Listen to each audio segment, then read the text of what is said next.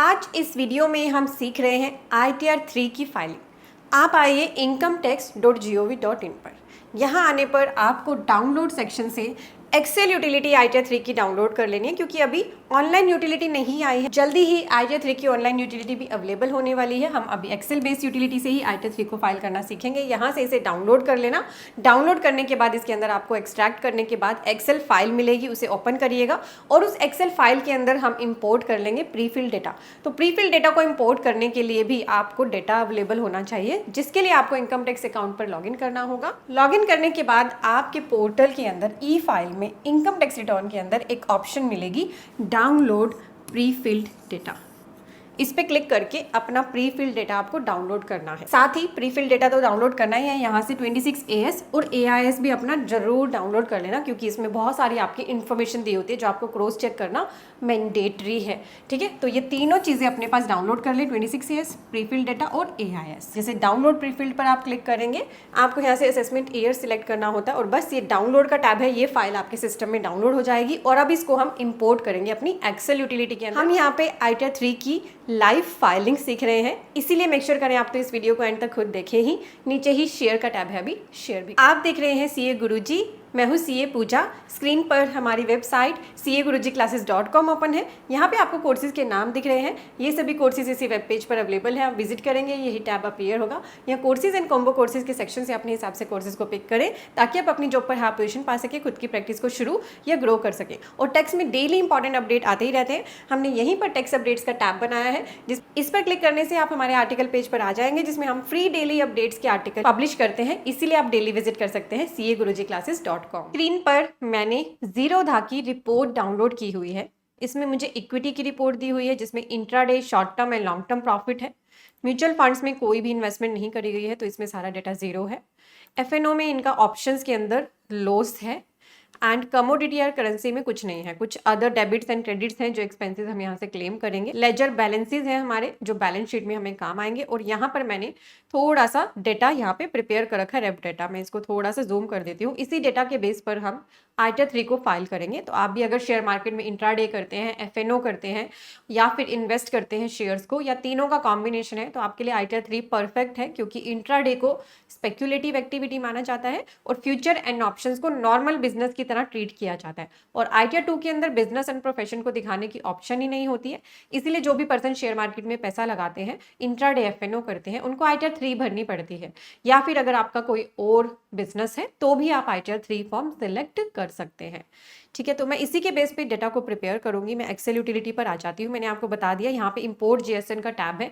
इससे आप यहाँ पे जो आपने प्रीफिल डेटा को डाउनलोड किया है इनकम टैक्स की साइट से, उसे इंपोर्ट कर लेना। मैंने ऑलरेडी डेटा को प्रीफिल कर लिया, क्योंकि अदरवाइज इसमें थोड़ा सा टाइम लग जाता है। और यहाँ पे जो टैब है ना, जैसे वैलिडेट का tab, calculate tax, generate JSN, ये आपके बहुत काम आएंगे सारे ही टैब। तो आपने पहले तो अपना जो भी प्रीफिल डेटा है उसको चेक कर लेना है।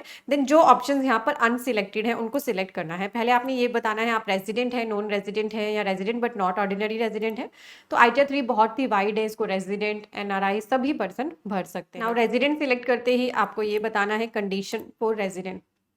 तो जिस भी कंडीशन की वजह से आप रेजिडेंट है वो सिलेक्ट कर ले। एंड वेरी इंपॉर्टेंट, आपको पता होना चाहिए ITR-3 के साथ अगर आप ओल्ड रिजीम या न्यू रिजीम में स्विच कर रहे हैं, यानी पास्ट ईयर में ओल्ड रिजीम ले लिया था फॉर्म 10I भर के, और इस बार उससे ऑप्ट आउट कर रहे हैं या फिर ऑप्ट इन कर रहे हैं इस बार ओल्ड रिजीम को, तो आपको दोनों ही केसेस में 10I भरना होता है। और ITR की यूटिलिटी के अंदर डिफॉल्ट में न्यू रिजीम सिलेक्ट होता है।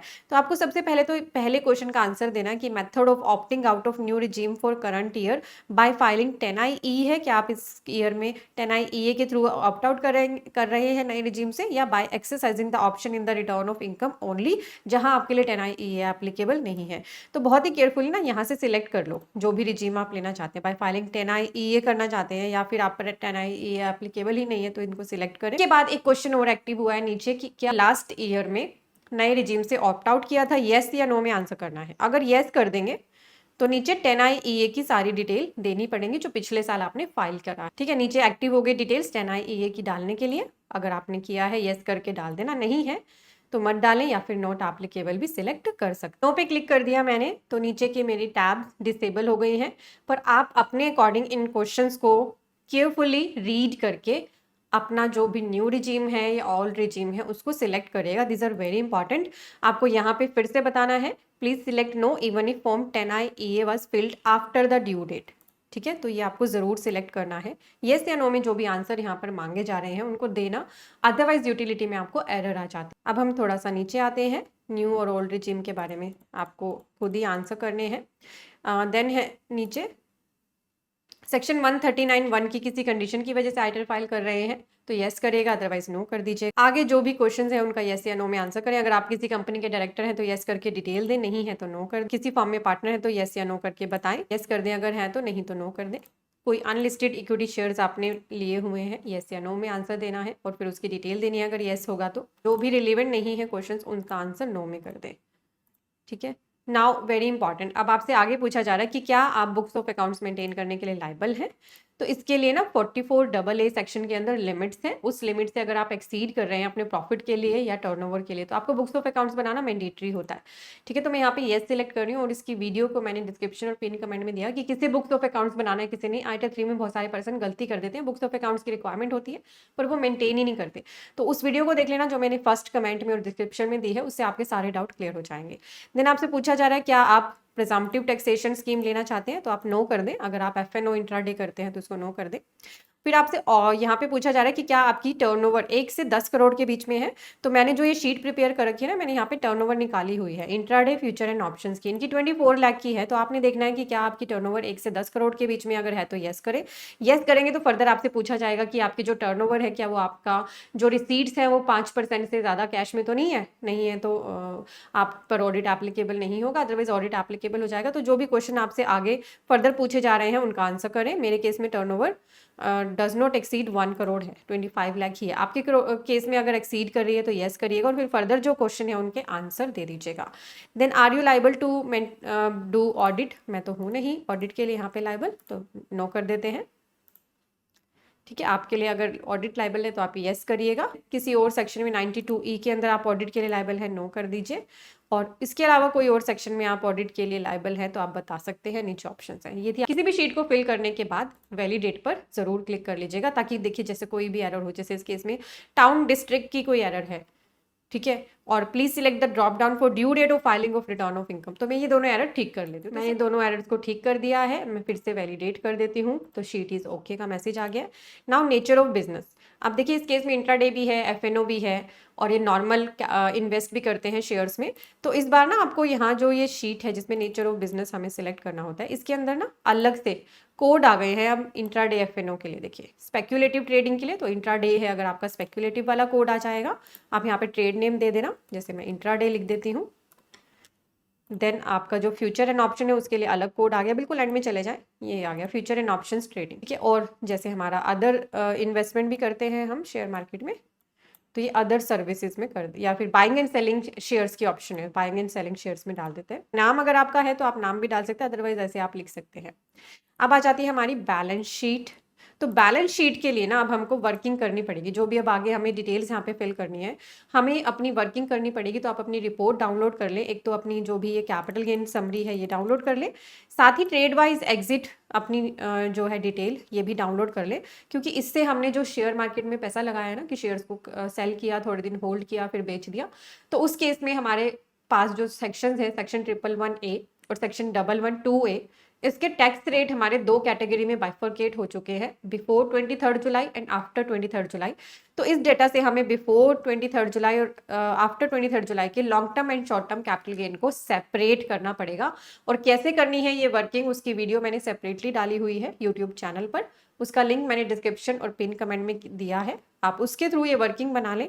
और जो आपकी जैसे इक्विटी की शीट है, मैं इक्विटी पे आ जाती हूँ, यहाँ पे आपको इंट्राडे का प्रॉफिट जैसे इस केस में आ रहा है, आपका जो भी प्रॉफिट या लॉस है, और शॉर्ट टर्म प्रॉफिट और लॉन्ग टर्म प्रॉफिट ये शेयर्स के जो इन्होंने इन्वेस्ट किया है शेयर्स का उसका आ रहा है, और यहाँ पे इंट्राडे का टर्नओवर भी दिया है। तो अब हम टर्नओवर निकालेंगे, तो इंट्राडे का टर्नओवर मैंने अपने आप जो शीट बनाई हुई है इसके अंदर ये रफ वर्किंग में यहाँ डाली हुई है, आप भी अपनी ऐसे इंट्राडे की टर्नओवर डाल लें। देन इनकी अगली शीट है एफएनओ की, जो शीट्स रिलेवेंट नहीं थी उन्हें मैंने हाइड कर दिया क्योंकि वो ज़्यादा यहाँ पर ट्रांजैक्शंस दिख रही थी। तो ऑप्शंस के केस में इनका लॉस है और ऑप्शंस की इनकी टर्नओवर है 24,22,884। मैंने इस शीट के अंदर उसको अलग से लिख लिया है। ऑप्शंस की टर्नओवर है, फ्यूचर में इनकी टर्नओवर 0 है। तो ये इनकी टोटल टर्नओवर आ गई है 24,41,012 रुपीज़। टर्नओवर मैंने निकाल ली। फिर एक्सपेंसेस पे आ जाते हैं। जैसे इक्विटी की शीट के अंदर आप आएंगे, थोड़ा सा नीचे जाएंगे तो यहाँ पे आपको एक्सपेंसेस दिए हुए हैं। सिक्योरिटी ट्रांजैक्शन टैक्स को छोड़कर जितने भी आपके एक्सपेंस हैं इनको टोटल करने, जैसे इस केस में 4486 है। इसके अलावा भी कुछ एक्सपेंस होते हैं अदर डेबिट एंड क्रेडिट की जो शीट है उसके अंदर आपको मिलेंगे। यहाँ पे आप फिल्टर लगा लेना, तो जो भी डीपी चार्जेस है ना उनको आप ऐड कर लेना। डीपी के चार्जेस, सिर्फ डीपी चार्जेस ही अलाउड होंगे। इनके 4-5 ही डीपी चार्जेस थे, वो मैंने सभी ऐड ऑन करके यहाँ पर मैंने वो एक्सपेंस डाले हुए हैं। और इन एक्सपेंसेस को अब क्योंकि इक्विटी के भी हैं और लॉन्ग टर्म और शॉर्ट टर्म कैपिटल गेन के भी हैं, 111A और 112A वाले के, तो इनको मैंने ना यहाँ पे प्रोपोर्शनेट भी कर रखा है एक्सपेंसेस को according to the turnover. Intraday की टर्नओवर यहाँ लिख दी है और लॉन्ग टर्म और शॉर्ट टर्म कैपिटल गेन की मैंने वर्किंग करी हुई है बिफोर 23 जुलाई, आफ्टर 23 जुलाई टर्नओवर भी निकाली हुई है। उसके हिसाब से मैंने बस एक्सपेंसेस को प्रोपोर्शनेट किया है, जैसे कि आप करते हैं कोई भी एक्सपेंस है। जैसे 4582 का एक्सपेंस है, इसको मैंने टोटल टर्नओवर से डिवाइड किया और इंट्राडे की टर्नओवर से मल्टीप्लाई कर दिया, तो उसके एक्सपेंस निकल गए। क्योंकि इंट्राडे आपको अलग से दिखाना पड़ेगा स्पेक्यूलेटिव एक्टिविटी में, लॉन्ग टर्म कैपिटल गेन आपको अलग से रिपोर्ट करना पड़ेगा 112A के शेड्यूल के अंदर, शॉर्ट टर्म कैपिटल गेन आपको कैपिटल गेन के शेड्यूल के अंदर दिखाना पड़ेगा। तो सबके हमें अलग अलग एक्सपेंस चाहिए, कंसोलिडेटेड एक्सपेंस हम नहीं डाल सकते, ऐसे हम क्लेम नहीं कर सकते। आप भी अपने एक्सपेंसेस को प्रोपोर्शनेट कर लेना। तो पहले हम बैलेंस शीट के पार्ट पर हैं। प्रोप्राइटर की कैपिटल एंटर करनी है, तो मैंने इस शीट में वर्किंग बनाई हुई है। ये है प्रोप्राइटर की कैपिटल, इनका नेट ऑफ ये है 418740, तो उसको मैं यहाँ एंटर कर देती हूँ। ठीक है, रिजर्व एंड सरप्लस है नहीं हमारे केस में। लोन, फंड, सिक्योर्ड या अनसिक्योर्ड, तो जो भी आपकी डिटेल्स हैं इस बैलेंस शीट में, जो भी डिटेल्स मांगी गई है, एसेट्स आप दिखा रहे हैं वो भी डाल दीजिए। कोई और एक्सपेंसेस आप क्लेम करें, जैसे मैंने ज़्यादा एक्सपेंस क्लेम नहीं किए इस केस में, पर आपके कोई और एक्सपेंस है, इंटरनेट एक्सपेंस है, कंप्यूटर एक्सपेंस है, जो भी एक्सपेंस आप क्लेम करना चाहें वो आप कर लीजिएगा। ठीक है, पहले हम बैलेंस शीट भर रहे हैं, तो हम यहाँ पर अब कैश इन हैंड और बैंक बैलेंस डाल देते हैं। कैश इन हैंड 50,000 है, बैलेंस विद बैंक डाल देते हैं 350489। बस डेटा प्रिपेयर होगा तो यहाँ पे फटाफट से आपको बस एंटर करना है। ठीक है, कोई लोन्स एंड एडवांसेस हैं आपके डाल दीजिएगा, करंट लाइबिलिटी है कोई डाल दीजिएगा। फिर हमें शेयर्स का जो बैलेंस है वो डालना है, तो हम उसे यहाँ पे डाल देते हैं, शॉर्ट टर्म के अंदर डाल देते हैं इक्विटी शेयर्स का बैलेंस 1825। बस डाल दी मैंने डिटेल्स बैलेंस शीट की। अब आप मेक श्योर करें application of fund and sources of fund का जो बैलेंस है वो बिल्कुल मैच हो। ये उस केस में है जब हमने बुक्स ऑफ अकाउंट्स को मेंटेन किया, चाहे किसी भी बिजनेस के लिए आप बना रहे हैं आइडिया 3, अगर बुक्स ऑफ अकाउंट्स मेंटेन करते हैं तो पूरी बैलेंस शीट आपको डालनी है। नहीं करते हैं, जहां पे बुक्स ऑफ अकाउंट्स की रिक्वायरमेंट नहीं है, तो बस 4 ही चीजें आपको डालनी होती है, वो भी जिन उनमें से भी जो अवेलेबल, अदरवाइज 0 करनी होती है। डेटर, क्रेडिटर, स्टॉक और कैश का बैलेंस। क्लियर आपको? ये था बैलेंस शीट का पार्ट। मैन्युफैक्चरिंग अकाउंट में ये तो आपके लिए तो अवेलेबल होगा नहीं, जो मैन्युफैक्चरर्स हैं तो उन्हीं को भरना होता है। चलिए F&O की यहाँ पर हम कैलकुलेशन करना सीखते हैं। मैंने जो भी आपको डेटा दिखाया है वो रफ डेटा है, आप अपने हिसाब से प्रॉफिट एंड लॉस अकाउंट बना सकते हैं, अपना ट्रेडिंग अकाउंट बना सकते हैं, बैलेंस शीट बना सकते हैं, आप अपने हिसाब से वर्किंग कर सकते हैं। तो यहाँ पे मैंने F&O की शीट को ओपन किया हुआ है।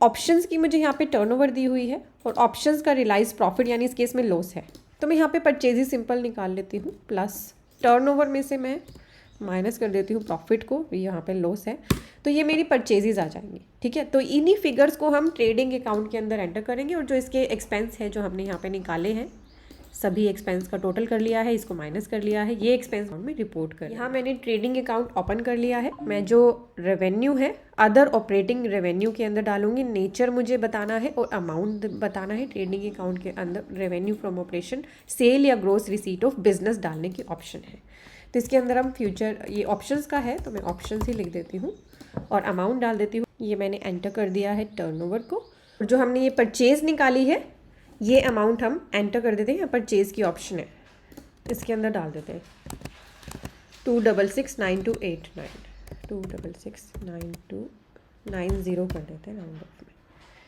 ठीक है, तो ये हम लॉस निकाल, जो एक्सपेंस है वो हम प्रॉफिट एंड लॉस अकाउंट के अंदर ही डाल देंगे। यहाँ पे हमारे पास इनकम की ऑप्शन है और नीचे हमारे पास ऑप्शन आ जाएगी अदर एक्सपेंसेस की, तो यहाँ पे F&O के हमारे जो एक्सपेंस है वो हम यहाँ पे रिपोर्ट कर देते हैं, जो यहाँ पे मैंने निकाल दिए थे 50309897।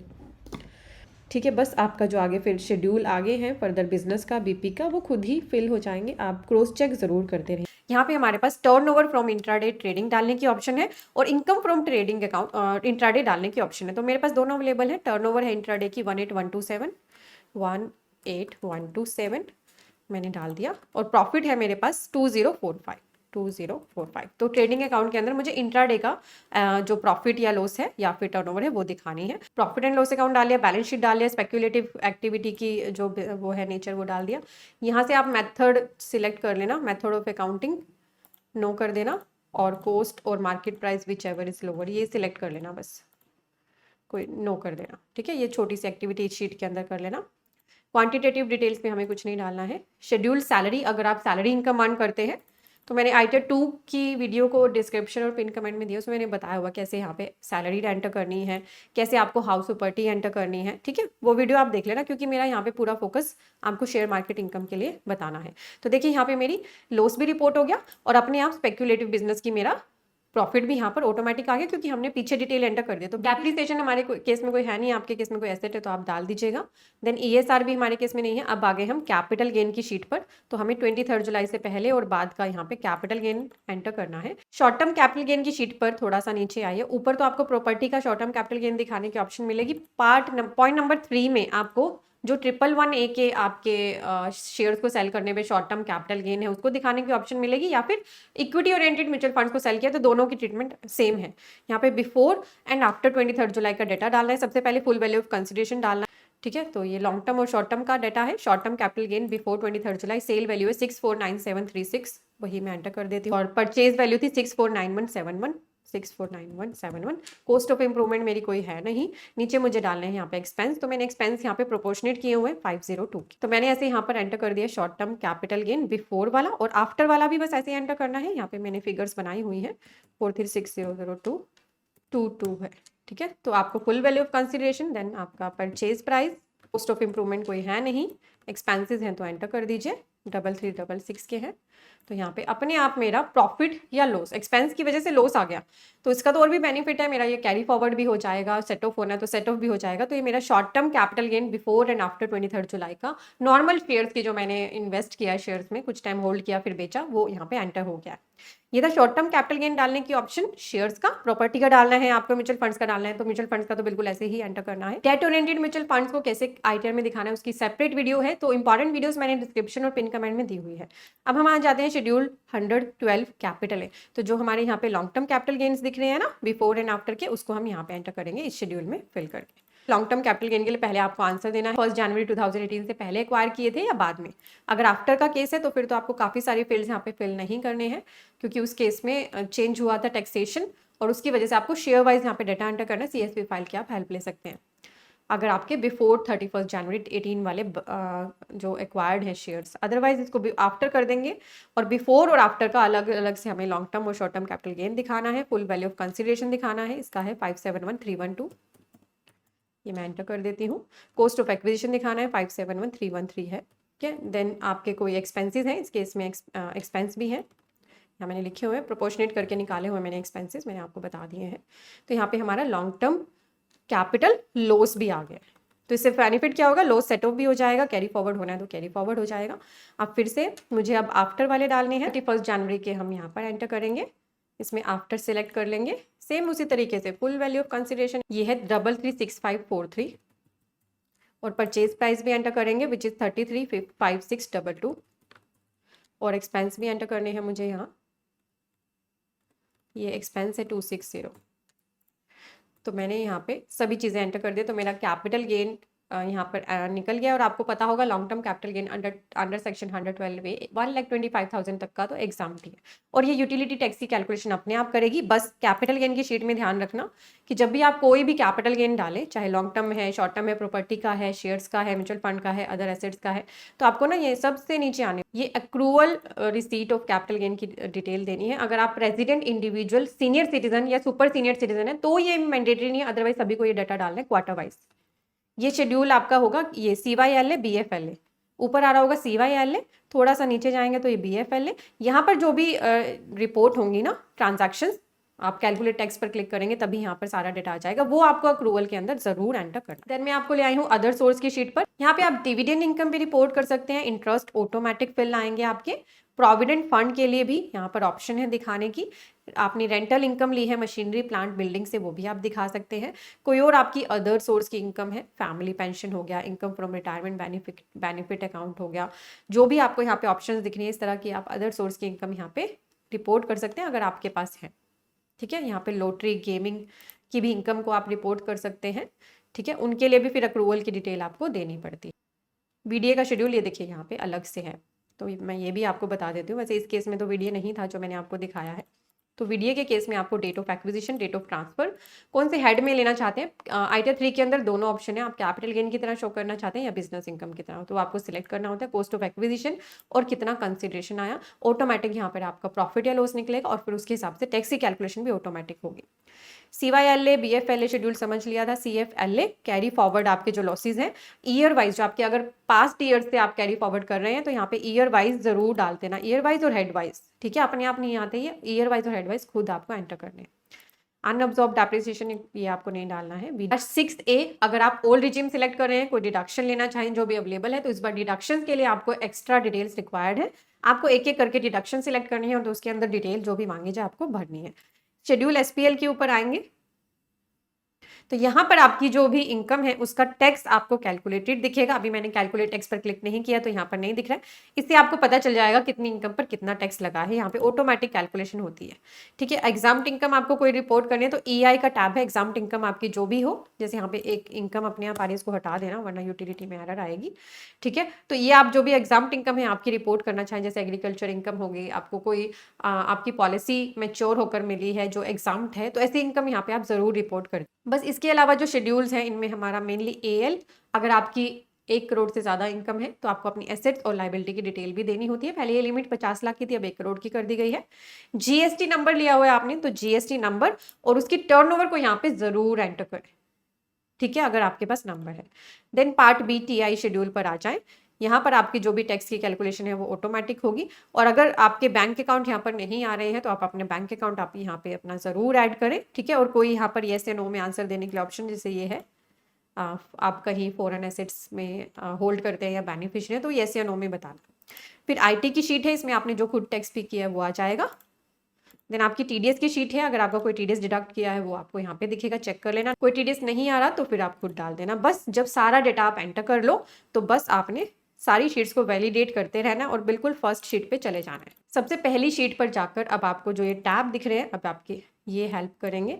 कैलकुलेट टैक्स पे क्लिक कर लेना, जब सारा डेटा फिल कर लो इससे आपका टैक्स कैलकुलेट हो जाएगा, उसको अच्छे से चेक कर लेना और फिर जनरेट JSN करके बस अब आपको इस JSN को अपने कंप्यूटर में जैसे सेव हो जाए उसको अपलोड। ITR 3 को पूरा प्रिपेयर करने के बाद इसे अपना अकाउंट लॉगिन कर लें।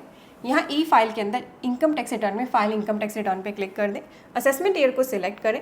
आपको यहाँ पे ऑफलाइन मोड सिलेक्ट करना पड़ेगा एक्सेल यूटिलिटी के लिए। सिलेक्ट कर ले टाइप, ओरिजिनल रिटर्न भर रहे हैं हम, ऑडिट एप्लीकेबल है या नहीं, यस या नो कर दें। ITR का टाइप जैसे ITR 3 सिलेक्ट करेंगे, कंटिन्यू पे क्लिक कर देंगे तो यहाँ पे आपको अपनी जो JSN फाइल आपने बनाई है वो अटैच करनी है और अटैच करके फिर आप इसको प्रोसीड टू वेरिफिकेशन पे क्लिक कर देंगे। जब आपकी वैलिडेशन सक्सेसफुल हो जाएगी तो फिर आगे आप फर्दर उसको ई-वेरीफाई कर पाएंगे। तो ये थी पूरी प्रोसेस ITR 3 फाइलिंग की। अगर आपने इस वीडियो को देखकर अपनी ITR को भरा है या आपको हेल्पफुल लगी है तो मुझे कमेंट करके ज़रूर बताइएगा। इंपॉर्टेंट वीडियो है, नीचे ही शेयर का टैब है उससे शेयर ज़रूर कर दें। शेयर टैब के साथ ही दिया है सब्सक्राइब टैब, इस पर अभी क्लिक करें, ये आपके लिए बिल्कुल फ्री है। इससे आप CA गुरुजी यूट्यूब चैनल पर आकर वीडियो सेक्शन में अपने लिए जो भी इंपॉर्टेंट वीडियो लगे उसको पिक करके देख सकते हैं और फ्यूचर में आने वाली वीडियोस को मिस ना करने के लिए यहाँ सब्सक्राइब टैब के साथ में ही बेल आइकन दिया हुआ है, उसको प्रेस कर लेंगे तो आपको हर वीडियो की नोटिफिकेशन मिलेगी। आपको मेरे सभी सोशल मीडिया लिंक वीडियो के डिस्क्रिप्शन में मिल रहे हैं। आप मुझे इंस्टाग्राम पर ज्वाइन करना चाहते हैं तो आपको मेरी इंस्टा ID स्क्रीन पर दिख रही है। Thank you so much. Type करें CAGurujiClasses.com, आपके सामने यही वेब पेज आएगा। यहाँ पर आपको कोर्सेज एंड कॉम्बो कोर्सेज के टैब दिख रहे हैं। हमारे इस वेब पेज पर आपको GST, income tax, accounting, automation of balance sheet, MSME, TDS के इंपॉर्टेंट कोर्सेज मिलते हैं। यहाँ आपको सभी कंसोलिडेटेड कोर्सेज दिख रहे हैं। तो आप अपनी प्रैक्टिस करने के लिए या जॉब में हायर पोजीशन पाने के लिए इन कोर्सेज का बेनिफिट लें। कोर्सेज सेक्शन में आएंगे तो आपको ये दो तरह के थंबनेल दिख रहे हैं, एक येलो कलर के वर्ड्स में और एक ये ब्लैक थंबनेल दिख रहा है। ब्लैक थंबनेल की वैलिडिटी लाइफ टाइम है और जो अदर येलो कलर के कोर्सेज उनके लिए कुछ हमने लिमिटेड वैलिडिटी पीरियड लिखा है। तो आपने कन्वीनियंस अपनी देखनी है कि आपको लिमिटेड टाइम में ही कोर्स को कवर करना है तो लिमिटेड टाइम के कोर्स ले लीजिए। आपको लगता है कि मेरे पास इतना टाइम नहीं होता तो लाइफ टाइम अगर मेरे पास अवेलेबल रहेंगे लेक्चर्स तो मेरे लिए कन्वीनियंट रहेगा, तो आप अपने हिसाब से कोर्स को बस पिक करें, उस पर क्लिक कर लें, यहाँ आकर उसका पूरा करिकुलम रीड कर लें ताकि आप देख सकें क्या क्या कवरेज हमने इसमें कर दी है और क्या आपकी नीड को ये सेटिस्फाई कर रहा है। ऐड टू कार्ट पे क्लिक करके जैसे आप अमेजन फ्लिपकार्ट से शॉपिंग करते हैं वैसे ही आपको शॉपिंग करनी है। आपका यहाँ पे लॉगिन भी क्रिएट हो जाएगा और इसी वेब पेज पर लॉगिन करके आप हमारी कोई भी कोर्स जो लेते हैं लर्निंग उनको कर सकते हैं। ये रिकॉर्डेड लेक्चर्स होते हैं। और हमारा जो ये ऑटोमेशन ऑफ बैलेंस शीट का कोर्स है ना, इसमें हमने आपको आधे से ज़्यादा एक्सेल भी सिखा दिया। आपकी बैलेंस शीट तो ऑटोमेट हो ही रही है, एक्सेल की भी आपकी नॉलेज इस कोर्स को लेने से बहुत ही बढ़ जाएगी। ये हमारा मोस्ट पॉपुलर कोर्स है। और आप यहाँ पे एक FAQ का टैब है, इस FAQ टैब में आएंगे तो आपको वीडियोज़ यहाँ पर मिल जाती हैं how to join the course की।